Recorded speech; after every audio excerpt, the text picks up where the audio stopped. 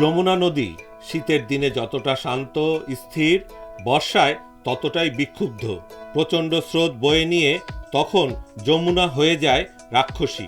ক্ষণে ক্ষণে রূপ বদলানো এই নদীর ওপর রেল সেতু নির্মাণকালে তাই পড়তে হয়েছে নানান প্রতিকূলতায়। 2020 সালে যখন 4.8 কিলোমিটার দীর্ঘ যমুনা রেল সেতু নির্মাণ কাজ শুরু হয়, সারা বিশ্বে সে সময় ছোবল দেয় প্রাণঘাতী করোনা। কোভিড আক্রান্ত হন এই সেতু নির্মাণে জড়িত বেশ কয়েকজন শ্রমিক। তাদের নিতে হয় নিবিড় পর্যবেক্ষণে। এজন্য কাজে আসে ধীরগতি। আমরা 2020 সালের আগস্ট মাসে আমাদের এই কার্যক্রমটা শুরু করি। 2021 সালের মার্চ মাসে আমরা আসলে মূল ফাউন্ডেশনের কাজ শুরু করি। এই সময়টা ছিল আসলে করোনাকালীন সময়, এবং আমাদের এই ইনিশিয়ালি এমনও হয়েছে যে কাজ শুরুর পরে কোভিড আক্রান্ত হয়েছে কেউ, আমরা পুরা ব্যাচটাকেই আমাদেরকে আইসোলেশন সেন্টারে পাঠাতে হয়েছে, যার কারণে কাজটা কিছুদিন বন্ধ ছিল। দীর্ঘদিন ওই আইসোলেশন পিরিয়ডটা বন্ধ ছিল। এরকম কোভিডের কারণে আমরা আসলে ইনিশিয়ালি অনেকখানি পিছিয়ে পড়ি। যমুনা রেল সেতুর স্প্যান সহ বেশ কিছু নির্মাণ সরঞ্জাম প্রস্তুত করা হয়েছে মিয়ানমারে। কিন্তু করোনার রেশ কাটতে না কাটতে প্রতিবেশী এই দেশে ঘটে যায় সামরিক অভ্যুত্থান। ফলে মিয়ানমার থেকে সরঞ্জাম আসা প্রায় বন্ধই হয়ে যায়।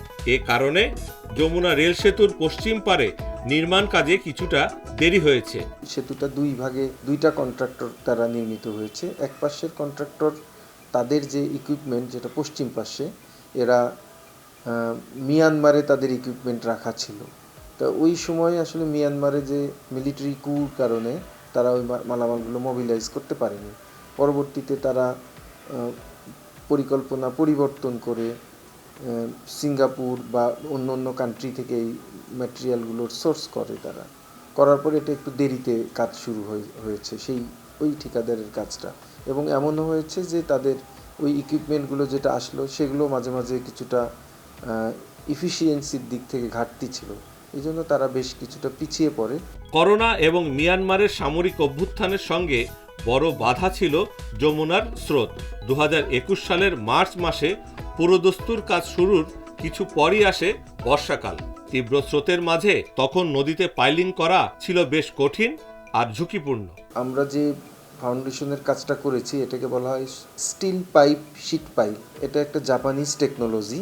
জাপান বা অন্য অন্য জায়গায় তারা যেসব ক্ষেত্রে এসব কনস্ট্রাকশন করেছে, ওদের ওখানে যেরকম এরকম হয়তো বা শান্ত সমুদ্রেও যদি করে থাকে ব্রিজটা, বা বে এরিয়ায় করে থাকে, ওখানকার স্রোতের থেকে আমাদের নদীর স্রোত অনেক বেশি। 2 থেকে 2.5 মিটার পার সেকেন্ডের থেকে বেশি যখন স্রোত থাকে তখন আসলে বার্জগুলোকে স্টেবল করা যেত না, যার কারণে আসলে পাইল ড্রাইভিংটা তো খুবই প্রিসিশন টাইপের ওয়ার্ক।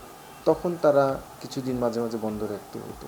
তো সব কিছুই মিলেই একটা চ্যালেঞ্জিং ছিল, তবে তারা তাদের অভিজ্ঞতা দিয়ে ঠিকাদাররা উতরে গেছে। আর সব বাধা পেরিয়ে নির্ধারিত সময় 2024 সালের ডিসেম্বরের মধ্যেই প্রস্তুত হয়েছে যমুনা রেল সেতু।